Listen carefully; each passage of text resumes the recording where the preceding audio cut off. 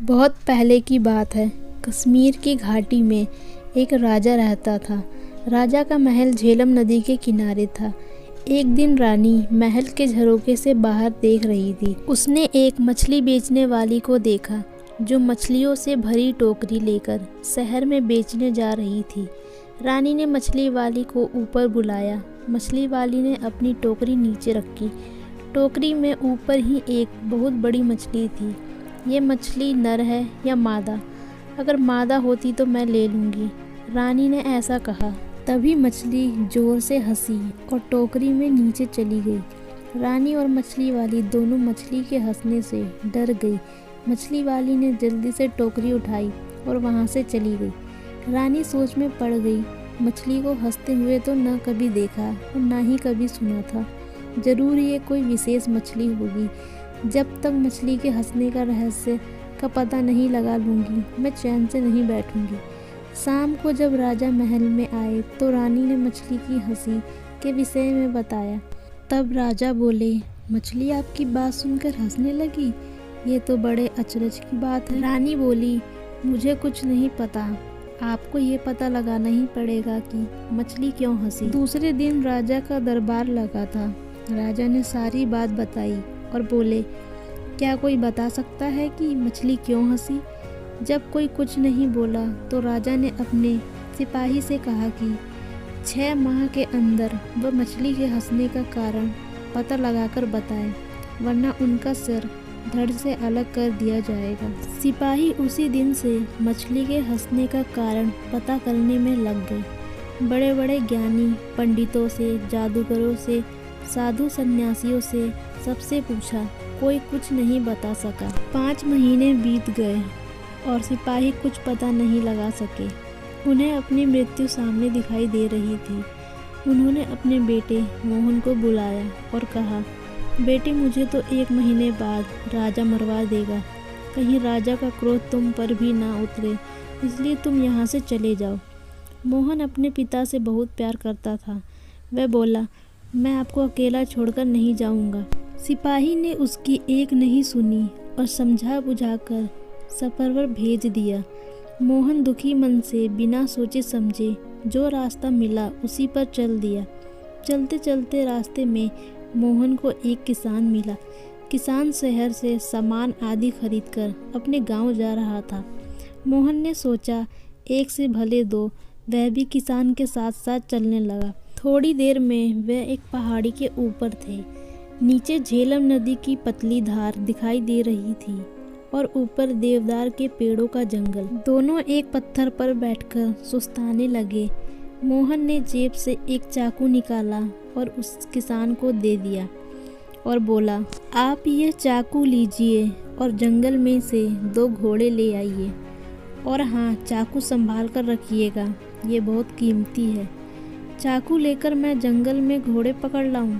यहाँ इस पहाड़ी पर घोड़े, या तो ये खुद पागल है या मुझे पागल बना रहा है। कुछ देर बाद दोनों एक खेत में पहुँचे। खेत में पकी फसल तैयार खड़ी थी। किसान फसल देखकर बोला, कितनी अच्छी फसल है। तो मोहन ने कहा, पता नहीं फसल खा ली गई है या बची है, शायद खा ली गई है। तो किसान गुस्से में बोला, क्या मतलब है तुम्हारा? देख रहे हो फसल अभी कटी नहीं है और तुम कह रहे हो कि खा ली गई है।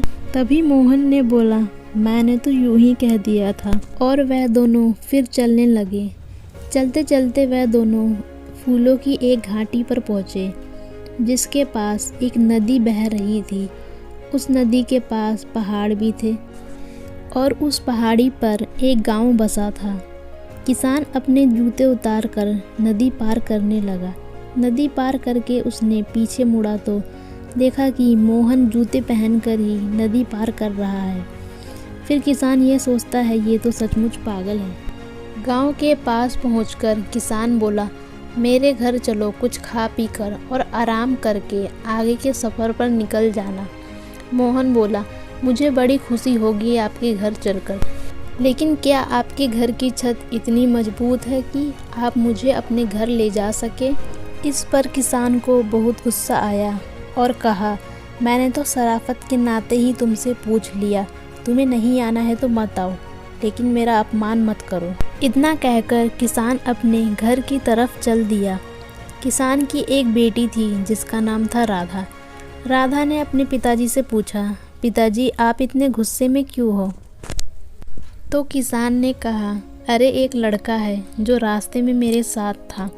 वह रास्ते भर उल्टी सीधी बातें कर रहा था और जब मैंने उसे घर आने के लिए पूछा, कहता है कि मेरे घर की छत मजबूत नहीं है, जैसे कि वह आएगा तो मेरी घर की छत उसके ऊपर ही गिर जाएगी। राधा ये सुनकर हंसने लगी और बोली, पिताजी छत कमज़ोर होने का उसका मतलब रहा होगा कि आपकी हैसियत ऐसी है कि उसकी खातिरदारी कर सकेंगे। ज़रूर वह किसी अमीर घराने का होगा। किसान ने कहा, अच्छा बेटी तो ज़रा उनकी उन बातों का भी मतलब बताओ जो वह रास्ते भर करता आया है।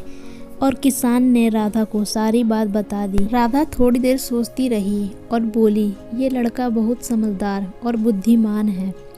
घोड़ों से उसका मतलब असली घोड़ों से नहीं था। उसका मतलब था कि जंगल से लकड़ी की 2 मजबूत टहनियाँ काट कर ले आइए जो छड़ी का काम देंगी। चलते चलते थक जाने पर छड़ी का सहारा किसी घोड़े से कम नहीं होता। और फसल खा ली गई है से उसका मतलब था कि किसान ने साहूकार से कर्ज तो नहीं लिया। अगर लिया होगा तो फसल सारी साहूकार उठा ले जाएगा, किसान को तो कुछ नहीं मिलेगा। चलो तुम्हारी सब बातें ठीक है, पर जूते पहनकर नदी पार करना तो पागलपन ही कहा जाएगा। इस पर राधा बोलती है कि लोग जूते उतारकर नदी में क्यों जाते हैं? ऐसा करने से कोई नुकीला पत्थर उनके पैरों में चुभ सकता है, वह गिर भी सकते हैं। जूते पहने रहने पर पैरों का बचाव तो होगा।